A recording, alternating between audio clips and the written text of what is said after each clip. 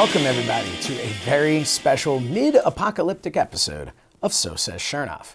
I'm Josh Shernoff and, well, for those of you who have joined us before, you might notice that I am not in my regular studio. No, we are actually broadcasting from my office.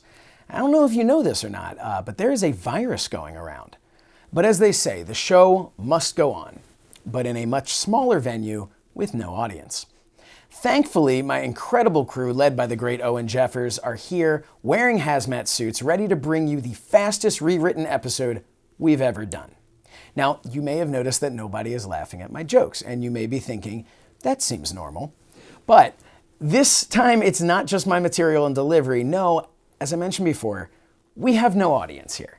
If you do hear a little laughter, that's my crew, who I will hopefully get to laugh at least twice. Also, if you're wondering if I really keep my Shernie Award displayed in my office or if I just dressed it up for this show, what do you think? And finally, I'd like to point out this sweet tie. All right, this thing is a thing of beauty, and I was planning to wear it in Tampa, but, well, it seems like as good a time as any to jump into headlines.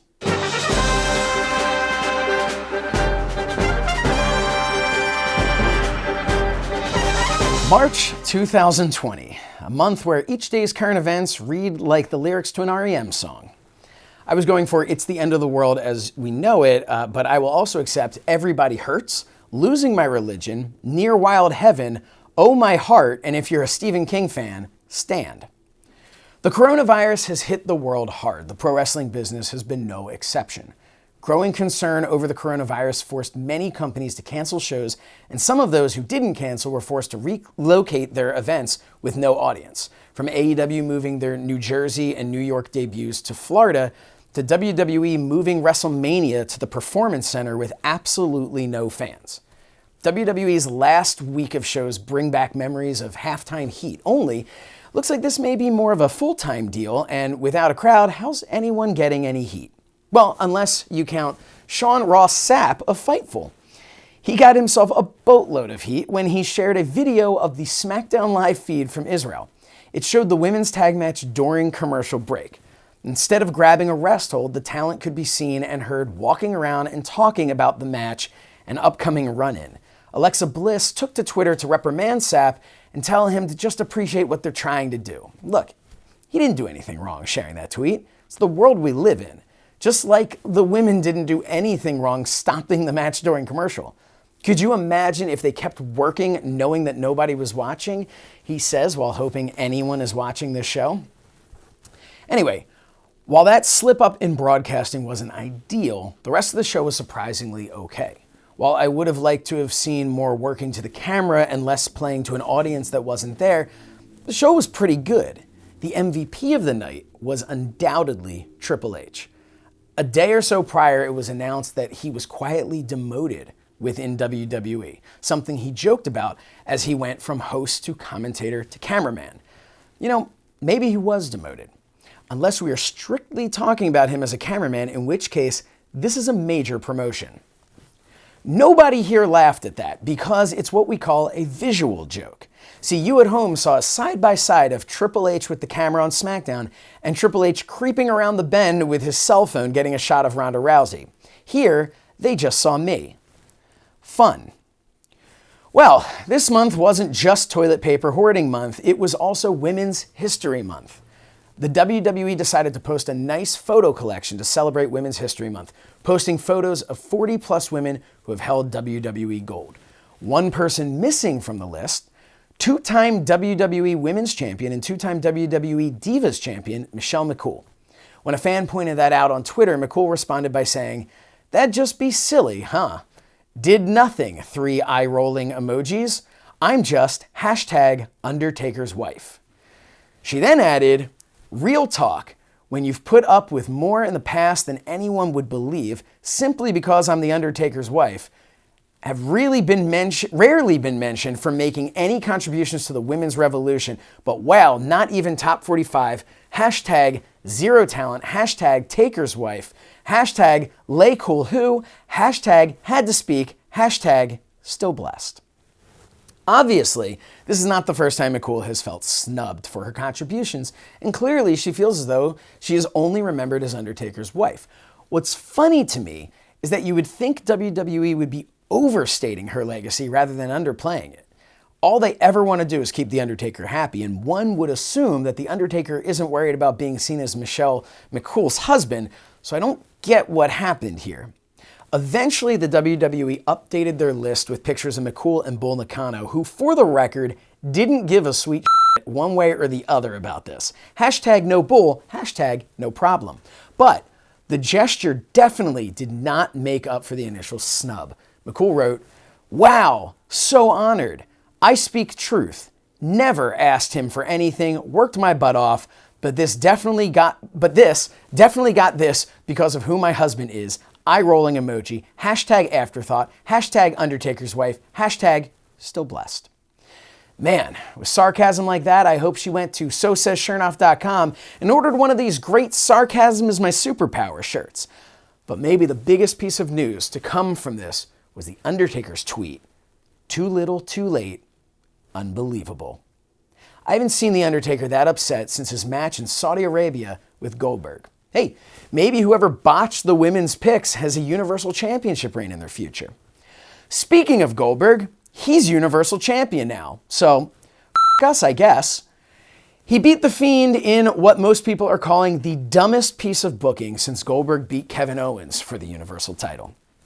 WWE spent months building The Fiend only to have him lose like it was nothing to Goldberg. I don't care that it was several spears and an awful jackhammer seen here in this reenactment. If you knew you wanted Goldberg as champ versus Roman Reigns at Mania, then they never should have put the title on The Fiend.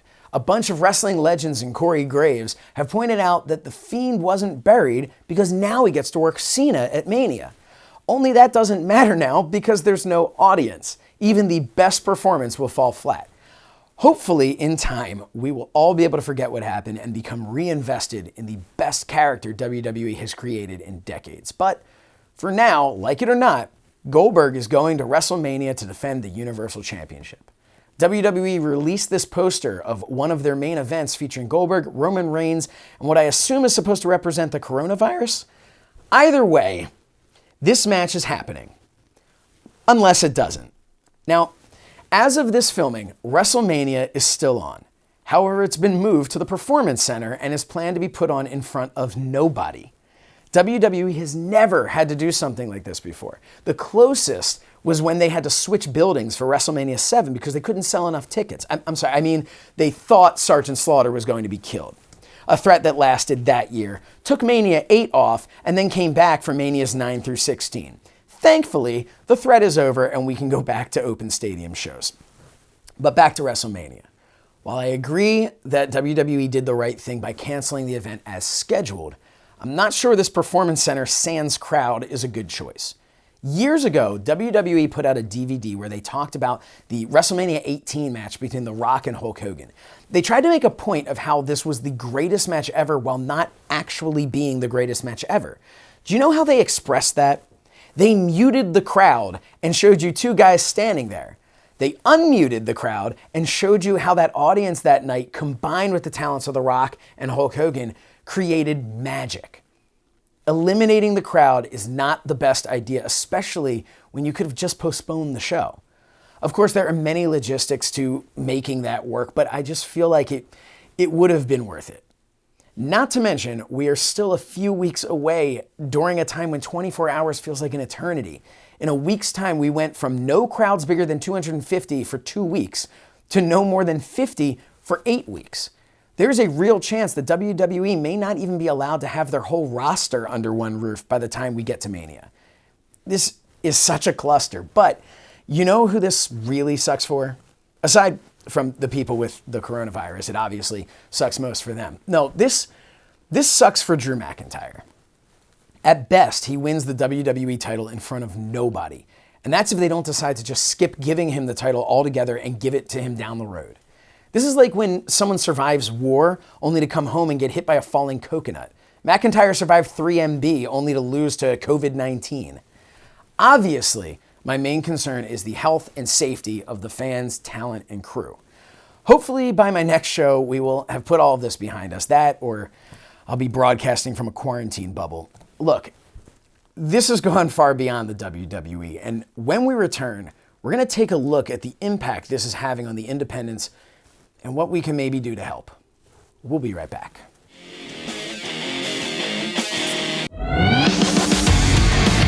Did you have somewhat of a resentment towards the wrestling business growing up? I was always pretty bitter about what happened to my father. How often do you see a woman in stripes on TV yelling at a dude, right? It just doesn't happen. I knew that was going to set me apart. What type of a legacy are you hoping for yourselves individually? Being kids, we always wanted to be like our dad. He has so much of our father in him. They said there's going to be a mystery replacement for Shawn Michaels, and it was you. Or you make it, or get the hell out of here. Something that's really surprised you about the pro wrestling business? There's a lot of people who are just mean-spirited I don't know why. And initially was going to go to WWE because Vince Russo wanted me to be a parody of the Nitro Girls. The lows were almost so low that this guy wanted to quit.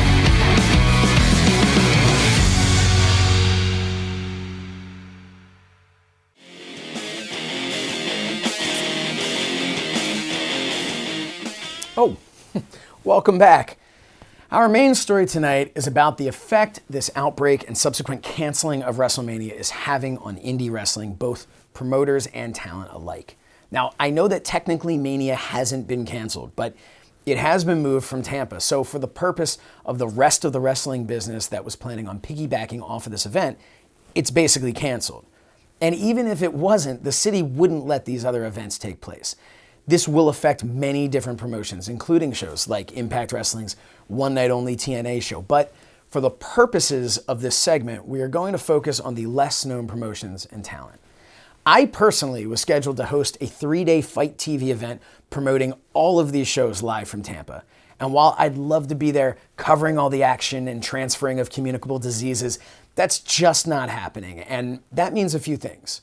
For me, it's less work and therefore less pay. And while nobody likes to lose out on exposure, experience, and most importantly, income, I'm fortunate that this is not affecting me anywhere near the level it's affecting others. So let's break this down into 3 categories: fans, promoters, and talent. First, the fans. Close to 100,000 fans intended to visit Tampa, Florida the first week of April, but not all of them were there for just WrestleMania. Most, in fact, had plans to attend numerous wrestling shows and the major convention, WrestleCon. At WrestleCon, they would have had the opportunity to partake in once-in-a-lifetime meet and greets, as well as purchase merchandise from hundreds of vendors. At the live wrestling shows, they would get to watch the stars of the past and the future. These events cost money, but to the fans, purchasing those tickets is worth every penny to create these lifelong memories. Plus, these events are almost like a family reunion, as many of these fans from all over the world have become friends over social media, and this weekend is the only chance for them to all be together. So, with WrestleMania moved somewhere else without an audience, what happens to these fans? Well, first, the letdown, the disappointment of losing something you've been looking forward to all year. Then there's the issue of money. While it looks like every promotion and convention has agreed to fully refund the fans, there's still the issue of the hotels and airlines. There's currently no guarantee that they will see all of that money back. However, we are all hopeful that the hotels and airlines will do the right thing. So hopefully the only loss to the fans are the actual events themselves, which brings us to the promoters. While the fans are suffering from disappointment and the possibility of some financial loss, promoters have it really bad. Let's look at the convention I was talking about earlier, WrestleCon. Since 2013, they have become synonymous with WrestleMania weekend. They're one of the most trustworthy and successful conventions in wrestling. They are not owned by a multi-million-dollar conglomerate. They are truly little more than a mom-and-pop operation. They team with various promotions to put on live wrestling shows and meet and greets, but this is not WWE. This is a collection of independent promoters working together. With the weekend canceled, they were in big trouble because, unfortunately, event insurance does not cover a virus outbreak. And while that is certainly a commentary on how unprepared we all are for this, it's also a harrowing thought for these promoters. I mentioned earlier that these promoters are all agreeing to refund fans 100%. And while that is the most respectable thing they could do, Unfortunately, there is no guarantee that the venues they've rented will be as decent. Take the Marriott. When WrestleCon tried to explain that this situation absolutely triggered the, quote, impossibility clause in their contract, the Marriott, quote, respectfully disagreed, claiming that it was neither illegal nor impossible for WrestleCon to go on as planned. Only it totally is. The CDC is recommending non-essential public gatherings to cease. Now, it must be noted that the Marriott did eventually decide to do the right thing, as did Steinbrenner Field, agreeing to return the full rental payment to WrestleCon. As of this filming, they aren't out of the woods yet, as they are still waiting for other venues to refund them so that the owner doesn't have to sell his house or declare bankruptcy. And hopefully everyone will do the right thing. But this brings us to the talent. Some wrestlers and personalities were planning to make the very best of this weekend by working several events each day. The exposure is priceless, but the appearance isn't, in that there was an actual price connected to each of these events. Talent stood to make the most money of their year over this weekend. Between the payday itself and the merchandise they would sell, look, I don't want to belabor the point, and I can tell my crew is getting uncomfortable in their makeshift hazmat suits. I just wrapped them in plastic and they're starting to change colors. But the point I want to make is that this turn of events could be enough to force people to give up on their dreams of professional wrestling. Or worse, they could lose their cars or their homes. I've seen a lot of people online judging how wrestlers, quote, don't save their money. And yes, you should save your money. Great advice that everyone wants to hear when it's too late to take the advice and you're staring down the very real possibility of losing everything. And while that may sound like hyperbole, for some talent, it's right on. Earlier in the show, I plugged my merchandise at SoSaysShernoff.com, and I would love for you to buy some of my stuff. But before you whip out your credit card for a beach towel with an ice cream bar with me on it, that's a real thing and you should own it.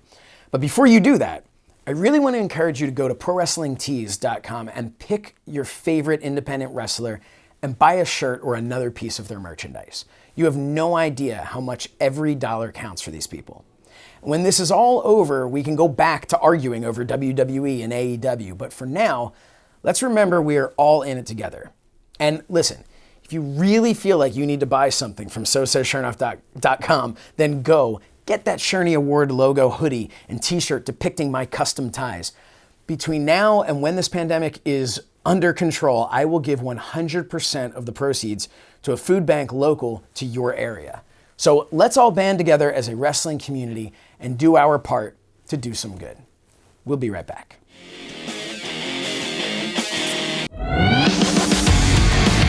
Did you have somewhat of a resentment towards the wrestling business growing up? I was always pretty bitter about what happened to my father. How often do you see a woman in stripes on TV yelling at a dude, right? It just doesn't happen. I knew that was going to set me apart. What type of a legacy are you hoping for yourselves individually? Being kids, we always wanted to be like our dad. He has so much of our father in him.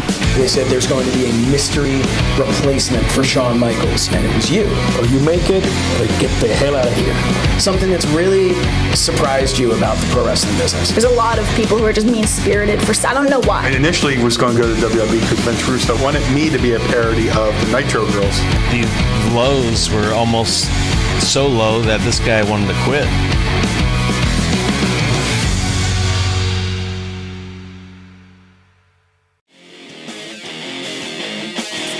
That's our show. Man, this was fun, wasn't it? Make sure to follow us on social media at SoSaysShernoff and at Shernoff Show. Please subscribe to our YouTube channel at youtube.com/SoSaysShernoff for exclusive interviews and segments. I feel like you may have time to watch them. Join us again next month for Lord knows what. In the meantime, be smart and stay safe. I said it before, but it bears repeating. We are all in this together. This has been So Says Shernoff, because that is what Shernoff had to say. Be well, everybody.